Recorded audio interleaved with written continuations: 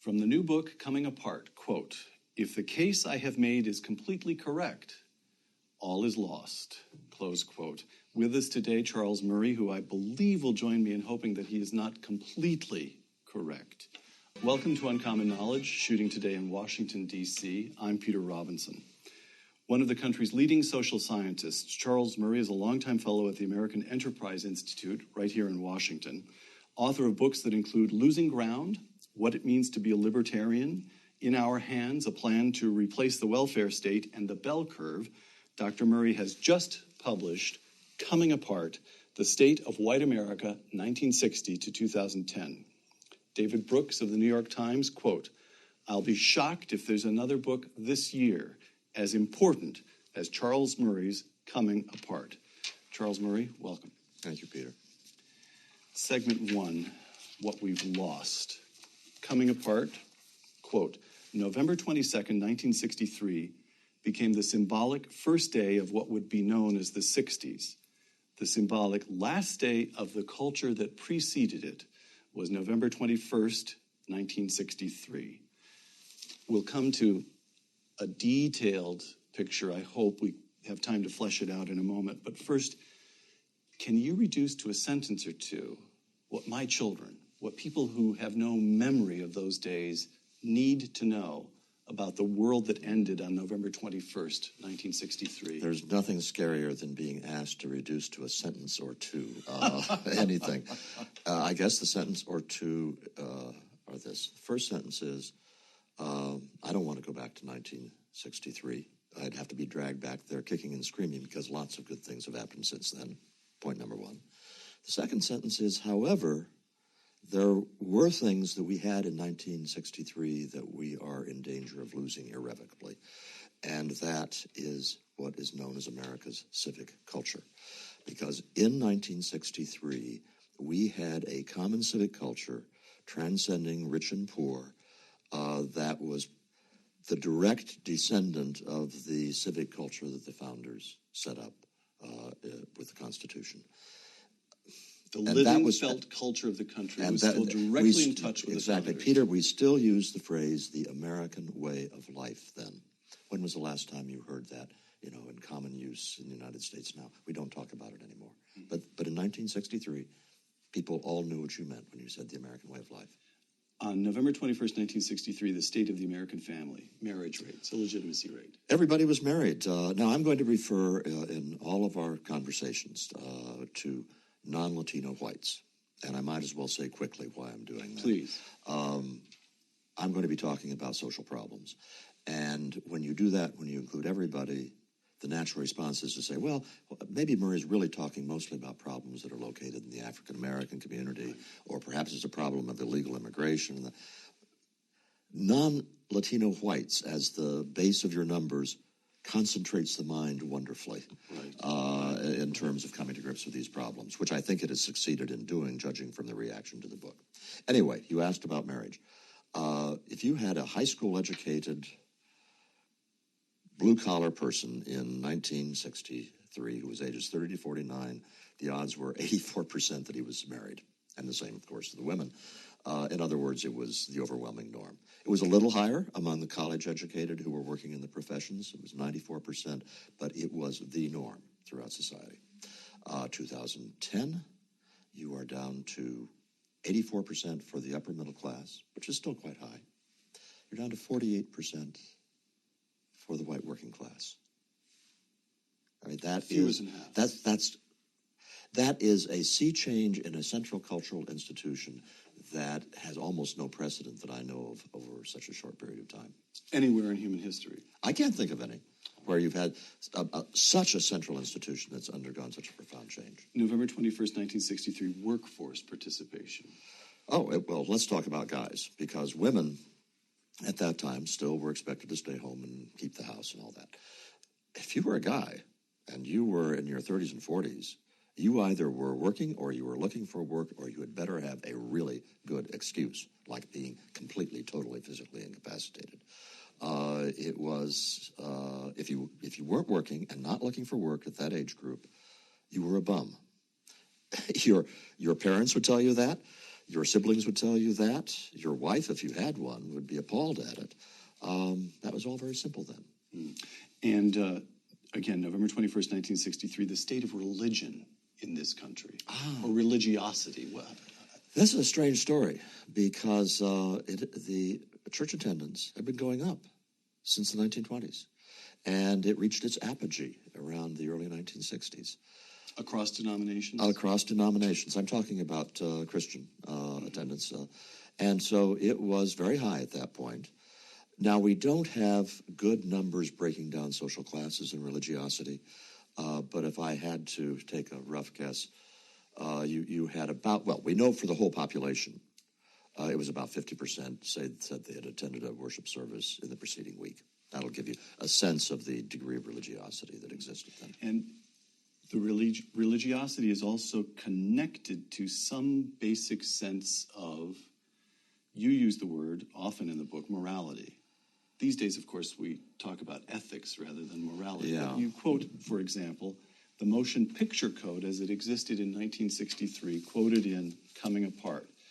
Motion picture code by which the major studios abided, quote, the subject of abortion shall be discouraged, shall never be more than suggested, and when referred to shall be condemned, close quote. Taken for granted. You also did not show unmarried couples sleeping in the same room or any other way suggest that premarital sex was okay. Now, there were some movies in the early 1960s, including some I love, like Tom Jones, which got away with transgressing that code. Pressing the boundaries here. Yeah, they were pressing the boundaries, but that was the way it was supposed to be back then. Segment 2, Belmont and Fishtown. In Coming Apart, you present two fictional neighborhoods, having described the world in 1963, just before the assassination of John Kennedy, and having established that there's a widely shared set of cultural norms that you refer to as a civic culture. You then describe the present day and present two fictional towns, Belmont and Fishtown. Everyone in Belmont has been to college and works at a prestigious job. Everyone in Fishtown has no more than a high school diploma and works in a blue-collar or low-level service job. And your argument is that whereas lawyers and factory workers in 1963 inhabited the same America, Belmont and Fishtown are today might as well be in different worlds. You want to expand on that a little bit? Sure. As I mentioned in the previous segment, marriage in Fishtown is now down to 48% of adults ages 30 to 49 who are married.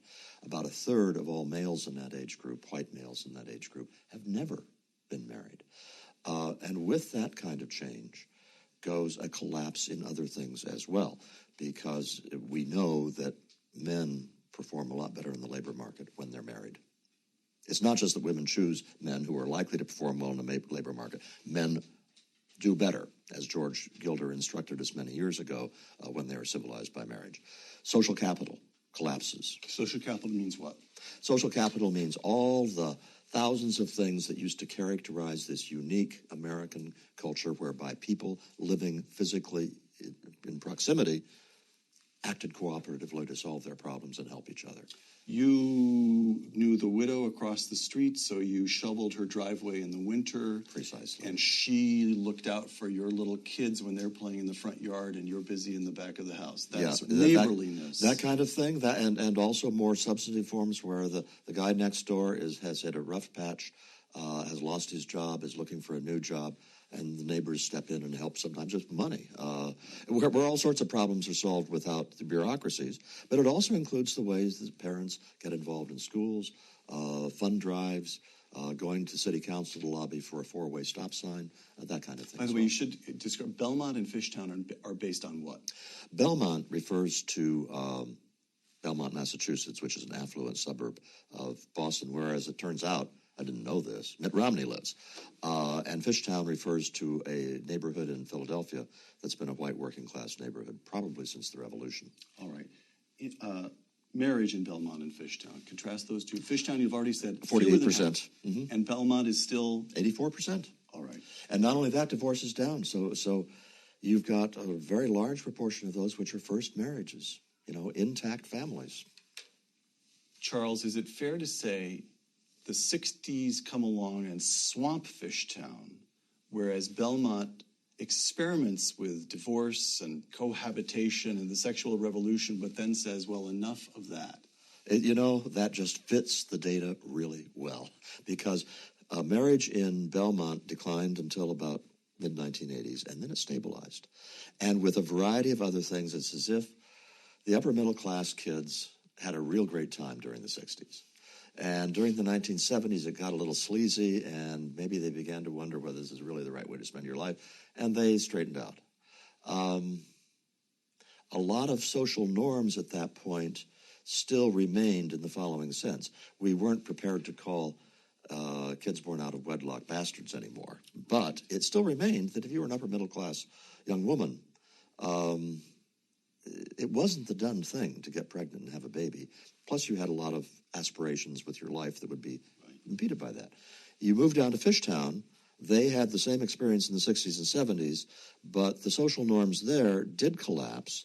The stigma against such a thing as having a baby out of wedlock went away, and women in Fishtown didn't have nearly the same kind of future to protect. So it's as if the upper middle class has the resources to rebound from foolish behavior in ways that Fishtown did not. Industriousness in Belmont and Fishtown.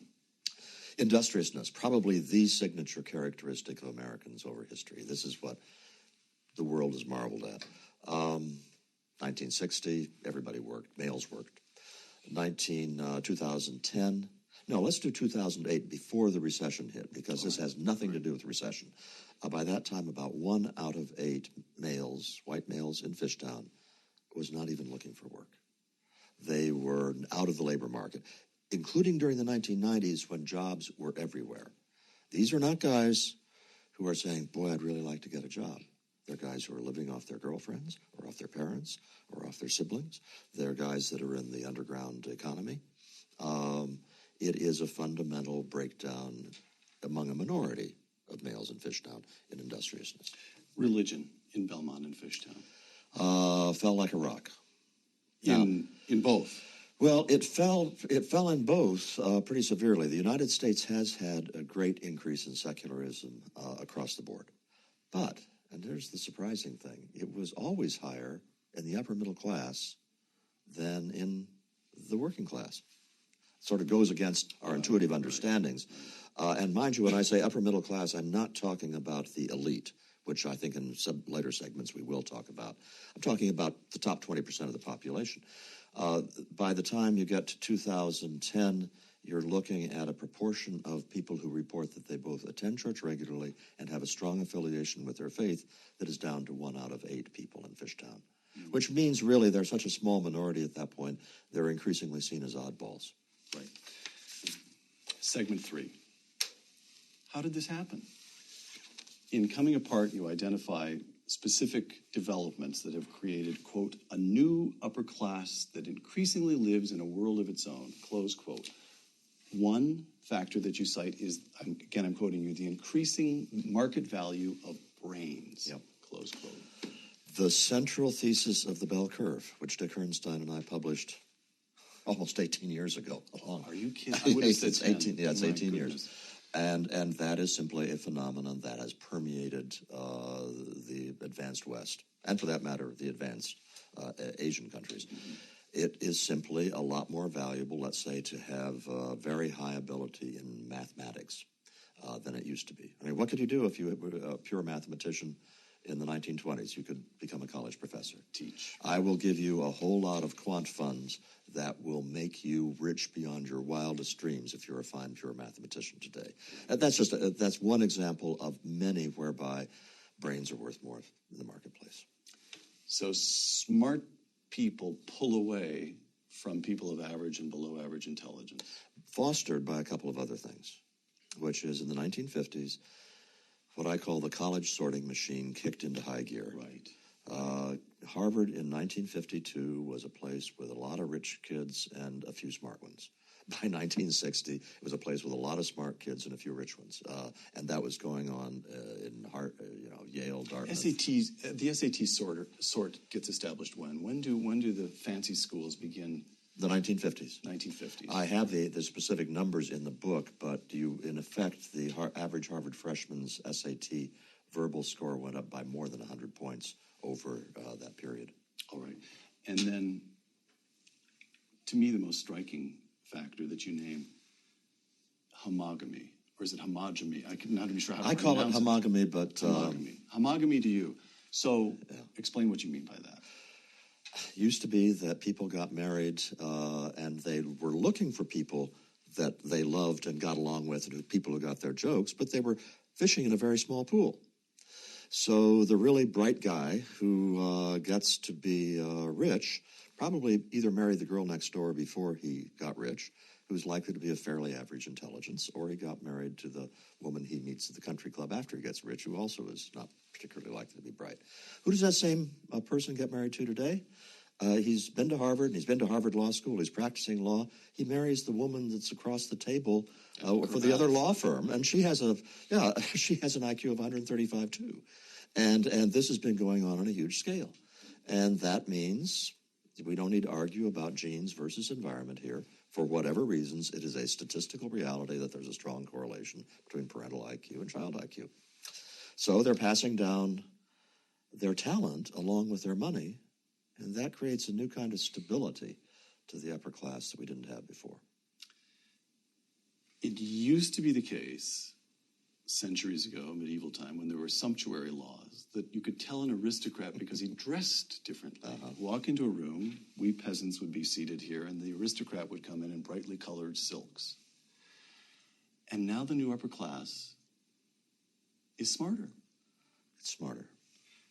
Former White House Press Secretary D.D. Myers, appearing recently on This Week, quote, "Why is it that the rich keep getting richer?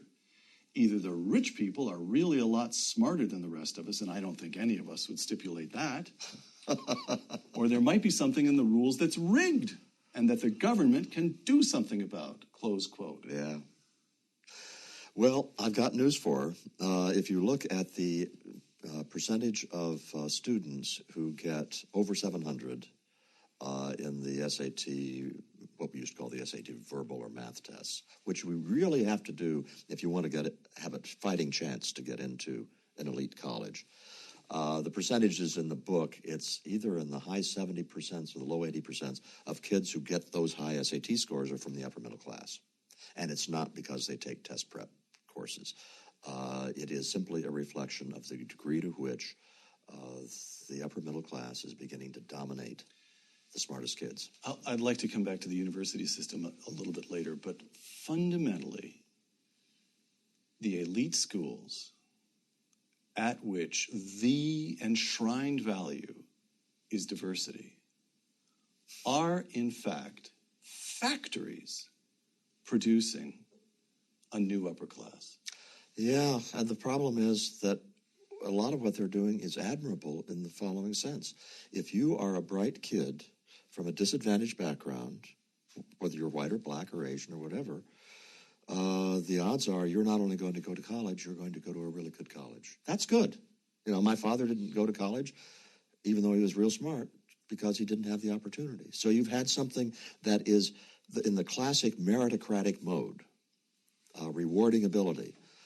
But it produces these unintended outcomes that are also very powerful. So what are you going to do? Should we tell Harvard and Yale you've got to admit a whole lot of less talented kids? That won't really solve anything. Because we also know from other studies that kids who get turned down by Harvard and Yale but had test scores and things good enough to get in, they've been tracked and they do just about as well as the kids who got into Harvard and Yale. It's talent. Keep that. Don't clue Harvard and Yale in on that. That the $250,000 degree doesn't actually make that much difference. Yeah, it really doesn't. It really doesn't. All right, this is all very hard to take. Cheerfully, we move along. So brains, fancy educations, and intermarriage account for this new upper class. And a shared culture that they have developed. All right. Give us a word or two on that. Well, look, we all have, there's always been the potential for shared tastes and preferences that were different among Harvard students, let's say, we'll stick with that example, than the population at large. But they didn't dominate the environment. So even when I was there in the early 1960s, you step outside Harvard Yard, and you were in Cambridge, Massachusetts, which was essentially a lower middle class town. Tip O'Neill represented them in Congress, and he fit Cambridge better than you did. Yeah, and so we were cheek by jowl with that community as soon as we walked outside the door. Working, Irish, Italian, right, all right. And as you had more and more people move into Cambridge because it was a cool place to live around Harvard, so forth, they established dominance in that area. You go to Harvard Square now, and believe me, what you find is not a five and dime store outside the gates of Harvard Yard. You find lovely little boutique shops and every kind of restaurant you can imagine, and lovely hotels. Every parking meter taken by a Lexus or a Mercedes. And right. so you have a culture which differs from the rest of America in just about anything you can name. TV. The average American watches 35 hours of TV a week. In the new upper class, they like to brag off, and they don't even have a TV anymore. Or if they do, they use it to watch DVDs or Downton Abbey or the NewsHour or something like that. But I could list everything from the average weight of members of the new upper class compared to the average weight of Americans. They're much skinnier. To the kind of beer they drink, to the way they raise their children. There is a distinctive culture. And by the way, I'm not talking about left versus right here. I think, Peter, both you and I are guilty of living in that culture as well. Maybe I do you a disservice by saying feel an urge to defend myself. But you're in Palo Alto. Oh, but wait a moment. Hold on. Charles, in Coming Apart, this is the moment to talk about the bubble. In Coming Apart, you have a wonderfully engaging and amusing test, self-test. Do you do this? Do you do that? Have you seen this television program? Can you identify this pop star? Have you ever held a job that caused a body part to hurt at the end of the day? Exactly, right. And then, depending on your score, this shows how completely you're inside the new upper class bubble. Dr. Murray, my score was 64. What was yours? Rats. Because I think mine was only 48. There we go, you see? But you notice... I have had body parts hurt because I worked construction for notice, however, these two members of the new upper class are immediately comparing test scores. So, we don't escape, no matter how hard we try. So what accounts for this new working class? What's going on in You know what? I deliberately do not deal with that in the book, and there was a reason for that. The problems we're talking about are not ones that are going to be solved by the right fighting against the left. We need a cultural readjustment in which the left must participate. And I believe there is a potential to engage them.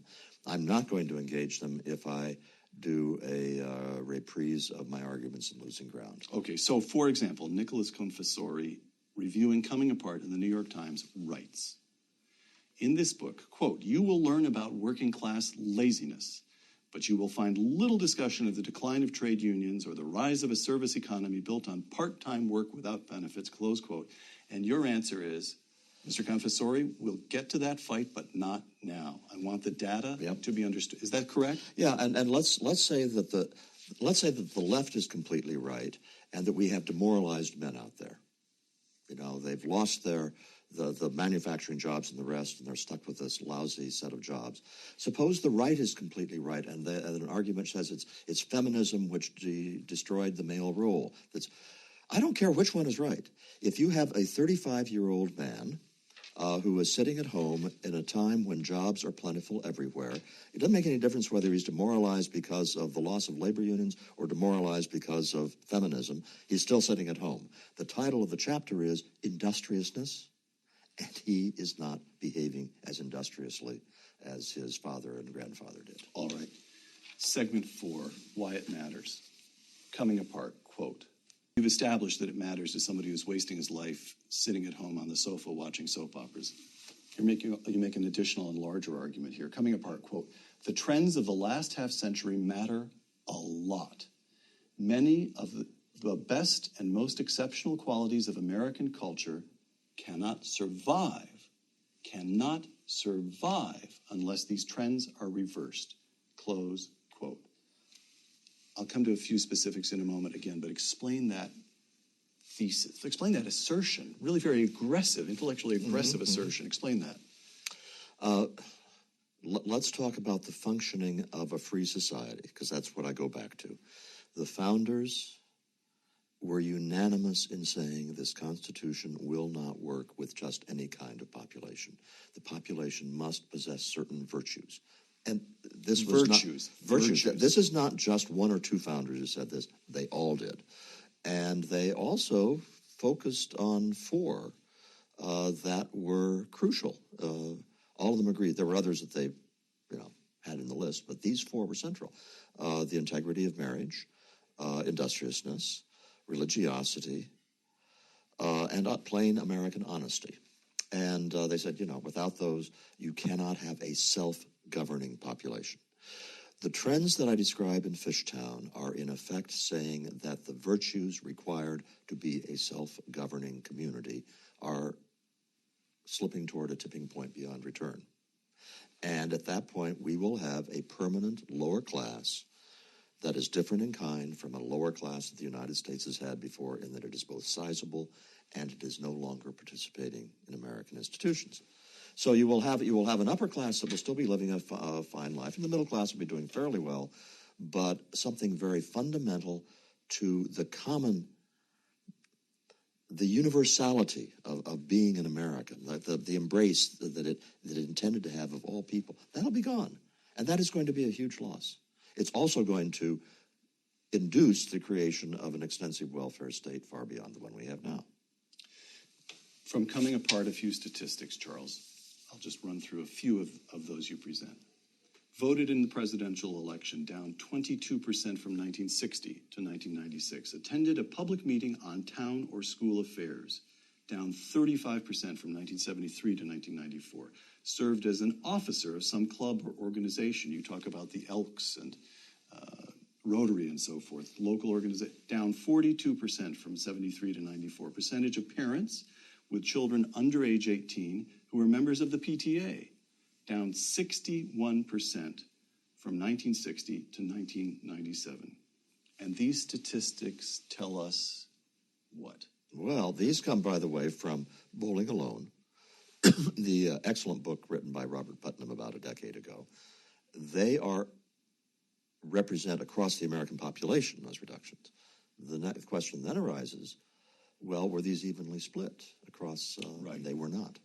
So that these reductions are concentrated in Fishtown, in the working class community. And and what difference does that make? Well, the social capital, because that's the social scientist phrase for it, is another word for what has been the glue of American community, which has been the spirit and the vitality of American community. And that goes away. And it's all linked up with the other trends that we've discussed in previous segments. Religiosity. Who accounts for these wonderful kinds of social capital?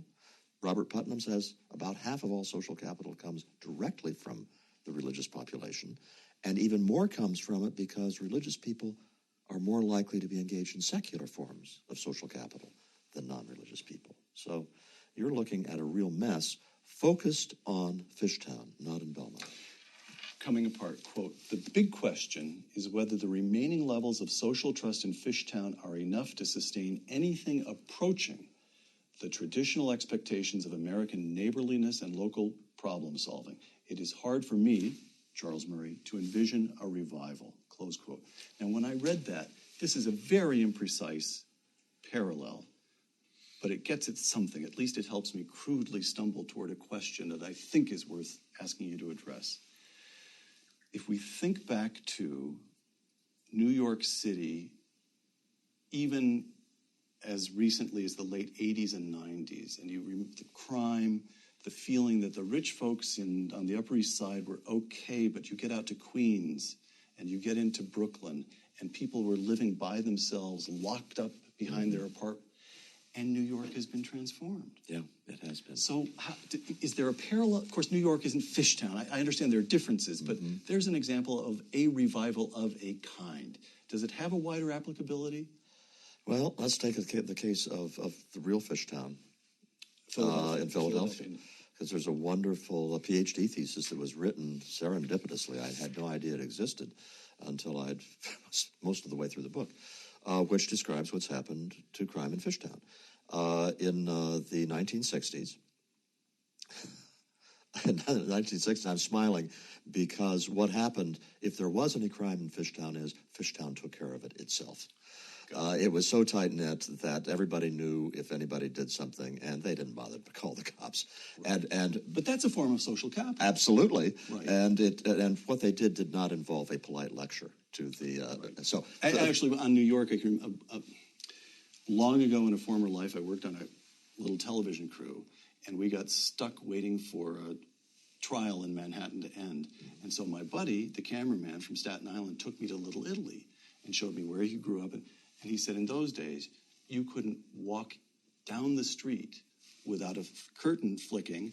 And if you didn't belong in the neighborhood, everybody knew who you, and within a moment or two, somebody came up and asked your business. Yeah. Now that can be taken extreme. too far, but it's social capital, right? It's social capital, right. Okay. but putting it less threateningly, it's also true that your kids could be playing out in the street, and you didn't need to worry that you weren't watching them all the time because there were neighbors who were keeping an eye on them. And if your child did something wrong, you also gave carte blanche to your neighbors to discipline that child. And all of, when you lose social capital, the doors have to be locked. The kids can't play alone in the street anymore. And whereas New York City is a good example of life becoming really much safer for the upper middle class in the cities, but it had never been dangerous to the upper middle class in the suburbs. In the fish towns, crime is still violent crime is about 4.7 times higher than it was in 1960. It's come down a little, but it's qualitatively different and worse than it was in the 1960s. Segment 5, how not to be another Rome. In Coming Apart, this is a slightly complicated point to set up. In Coming Apart, you begin a chapter with a comparison with ancient Rome. And of course, I thought, I know where this is going, Gibbons and the decline and fall of Rome. That's not what you did with it. 5 centuries, you note, before the fall of Rome, before the barbarian invasions from the north, 5 centuries beforehand, Rome took, quote, its initial downward step, its loss of the Republic, when Caesar became the first emperor. Was that loss important? I'm continuing to quote you. Not in material terms. Rome, of course, remained an empire for 5 centuries. It grew. It grew. It got richer. Mm-hmm. But for Romans who treasured their republic, it was a tragedy that no amount of imperial splendor could redeem. The United States faces a similar prospect, remaining as wealthy and powerful as ever, but leaving its heritage behind. Mm-hmm. Charles, explain. We've been talking throughout these conversations we've had, Peter, about America's civic culture. Well, when you think about American exceptionalism, what are people really talking about? Why is it that people all over the world looked at the United States and said we were different? Well, some aspects were the land of opportunity. You could go to the United States, you could make something of yourself, and your children could live a better life than you did. But another aspect of this exceptionalism was people would look at us and see the way that Americans solved problems and helped each other at the local level, and it was very close to unique.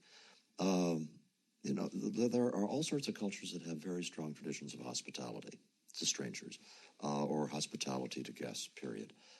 You try to find cultures in which people who just happen to live near each other voluntarily help each other. That is really rare. In fact, it's so rare that I think the word unique is really close to applicable. We had that. We had it early. We had Tocqueville, the famous quote about Americans forming associations at the drop of a hat. Tocqueville's democracy essentially describes America's civic culture, and it conforms to the kinds of characteristics that I've been describing. But that persisted. Marvin Olasky, in his book, The Tragedy of American Compassion, published many years ago, has this wonderful compilation of organizations in New York City from the churches, from the Protestant churches. And it's talking about dozens of centers for educating disadvantaged children. You can go through, it's just an incredible inventory of things that were done, and that's just the Protestants. Leaves out the Catholic diocese and all of the stuff it was doing, the Jewish activities, leaves out all the secular. It's this cornucopia of stuff that was going on. And one reason you feel this so deeply is that you experienced it. Yeah, I lived in Small town? Small town Iowa. It was small town Iowa. 15,000 people. All right. And I experienced exactly that kind of civic culture that has existed there. But I want to emphasize, Peter, it also existed in neighborhoods in large cities. So it's not urbanization that prevents this from happening. It is other kinds of causes, but whatever those causes may be, that civic culture is unraveling mostly in one segment of American society. So this has been a long, rambling response to your question. No, I find it all alarming and moving. But it's why we're losing something that is irreplaceable. And you identify the difficulties in Fishtown, folks who are not getting married, who aren't doing well, many of whom are out of the workforce. And then you say, is there hope that the new upper class, these people of unprecedented wealth and privilege and education and brains, will do the decent thing and try to redress this? And you know what? You're not at all sure. Yeah, I'm not. In Coming Apart, quote, my proposition is that the hollow elite, imagine working through 4 years at a fancy school and then getting called hollow by Charles Murray. My proposition is that the hollow elite is as dysfunctional in its way as the new lower class is in its way. Personally, and as families, its members are successful, but they have abdicated their responsibility to set and promulgate standards. Close quote. Well, explain yourself. We are now in the age of non-judgmentalism. You go to any college campus and you try to engage the students there in a discussion of right and wrong. And excuse me, Dr. Murray, you mean appropriate and inappropriate? Inappropriate, or relative to the situation that we, and who are we to prescribe to others? Well, here's the problem. Every vital civilization, and I'm drawing actually on the work of Arnold Toynbee here, who wasn't right about everything, but I think he was right about some very important things. Civilizations. Toynbee is a famous historian who compares more than 20 civilizations across the long sweep of history. The works. It's 10 volumes for the whole thing. Early 20th century? I'm trying to mid-20th century. Mid-20th, all right. Yeah, and it's an incredible work of erudition. But anyway, he says, look, the sign of a growing culture, a vital culture, is a dominant creative minority, as he calls it, who set the tone. And the rest of the society follows along. And this creative minority is confident, it's energetic, and then when you have a declining civilization, the creative minority becomes a dominant minority, still runs the country, but it no longer has the confidence in its own rightness and of what it's doing. And that's what I think I see happening in the United States. Okay, so fumbling around to understand the argument, a couple of examples come to mind. One in its way commendable, the other not commendable ever. And the one that was, for a time, in its way commendable is the British, 19th century British. Mm-hmm. Make what you will of colonialism. There's verve and self-confidence. And then by about the 30s, they've lost their own self-confidence. Yeah. Is that right? Yeah. That's what you mean. It's one of the most dramatic examples, and Gertrude Himmelfarb's book, The Idea of Poverty, is a wonderful source for this. The British upper class, no, not the aristocracy, the upper middle class. It's the colonels, not the generals. The Victorians. The Victorians. Right. They propagandized the whole country into buying into their system of morals. And as a result, you had this incredibly rapidly urbanizing society, which actually experienced falling crime during the same period of its most dislocating urbanization. When you presented a letter of recommendation when you were seeking a new job, it was called your character. Queen Victoria, we have in her diaries, one of the first diary entries after she becomes queen at the age of 18, she writes, I will be good. I will be good. Peter, I'm so glad you used that word because it brings out another point I want to emphasize with the hollow elite. What do we teach our children now? We teach them to be nice. We teach them to share their toys, not to hit each other and so forth. The idea that being good is a thing that you aim toward with all of the self-discipline, the thinking ahead to long-term consequences, and the rest that being good requires. The remorse, which you rightly experience when you've done something bad. Something bad. All of these things are not part of the raising of our children. We want them to be nice. Being nice is a way of moment to moment not creating trouble. It is not a way of inculcating standards of behavior that will get you through tough times. And that's a major part of the hollowness of the elite. Coming apart, quote, here's the way to solve the problem. Quote, over the course of the 20th century, Western Europe developed an alternative to the American model, the advanced welfare state, that provides a great deal of personal freedom in all areas of life except the economic ones. You write that more and more Americans, including, quote, prominent academics and the leaders of the Democratic Party, close quote, believe we should embrace the European model, improving life in Fishtown by expanding the welfare state. Well, why not? The new upper class has gotten so rich, tax them a little more, just take care of people in Fishtown. Right. What harm can that do? Yes. Well, what harm can it do? It goes to the pursuit of happiness. And if you take happiness seriously as a concept, and I use Aristotle as my guide for that, you're talking about lasting and justified satisfaction with life as a whole. And you ask yourself, now, what is it that gives people lasting and justified satisfaction with life in a whole? And it has been my argument that I've been writing about for many years, that basically you've just got 4 domains within which that happens. And those are family, faith, community, and vocation. Now, you don't have to... Vocation meaning something a little larger than job. Yeah, well, in most cases, it's the work you do for a living, but I will also include avocations with that, or causes. But I'm saying that's basically all there are.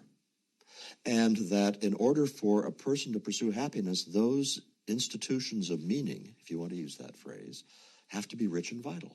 Well, how is it that a family is rich, the family structure is rich and vital? It's because the family has things that won't get done unless the family does them. There has to be responsibility placed on the institution called the family to make it rich and vital. Same thing goes with community. Same thing goes with all of them.